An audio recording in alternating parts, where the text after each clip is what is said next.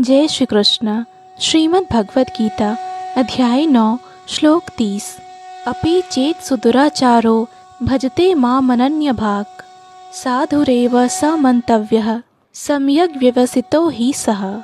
यदि कोई जघन्य से जघन्य कर्म करता है किंतु यदि वह भक्ति में रत रहता है तो उसे साधु मानना चाहिए, क्योंकि वह अपने संकल्प में अडिग रहता है।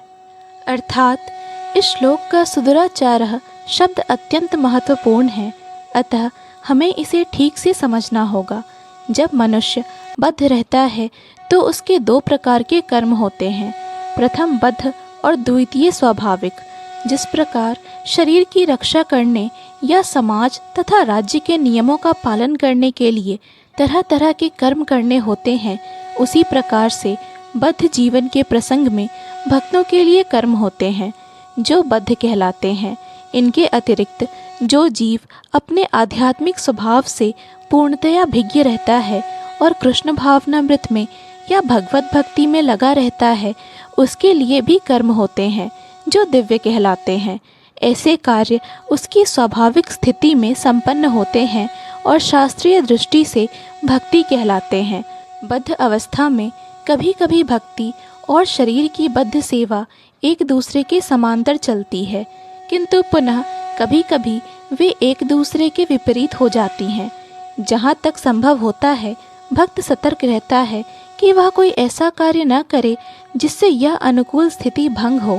वह जानता है कि उसकी कर्म सिद्धि उसके कृष्ण भावनामृत की अनुभूति की प्रगति पर निर्भर करती है, किंतु कभी कभी यह देखा जाता है कि कृष्ण भावनामृत में रत व्यक्ति सामाजिक या राजनीतिक दृष्टि से निंदनीय कार्य कर बैठता है, किंतु इस प्रकार के क्षणिक पतन से वह अयोग्य नहीं हो जाता।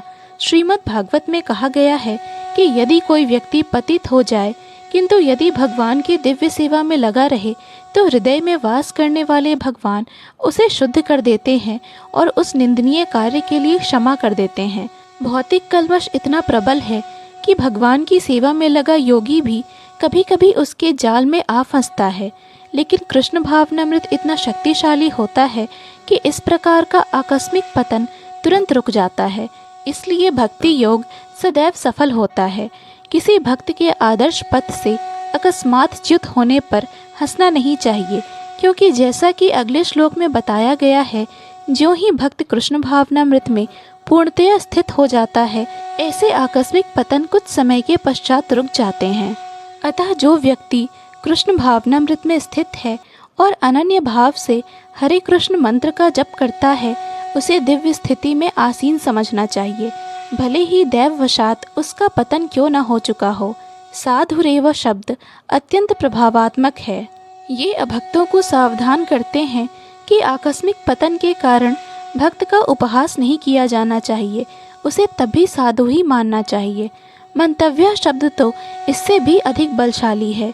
यदि कोई इस नियम को नहीं मानता और भक्त पर उसके पतन के कारण हंसता है तो वह भगवान के आदेश की अवज्ञा करता है। भक्त की एकमात्र योग्यता यह है कि वह अविचल तथा अनन्य भाव से भक्ति में तत्पर रहे। भक्ति एक प्रकार से माया के विरुद्ध युद्ध की घोषणा है। जब तक मनुष्य माया से लड़ने के लिए पर्याप्त बलशाली नहीं होता, तब तक आकस्मिक पतन हो सकते हैं, किंतु बलवान होने पर ऐसे पतन नहीं होते।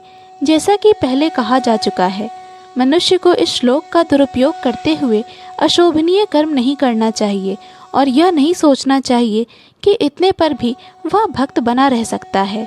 यदि वह भक्ति के द्वारा अपना चरित्र नहीं सुधार लेता तो उसे उच्च कोटि का भक्त नहीं मानना चाहिए। जय श्री कृष्ण। पूर्ण भगवत गीता के श्लोकों को सुनने और समझने के लिए कृपया इस चैनल को सब्सक्राइब करें।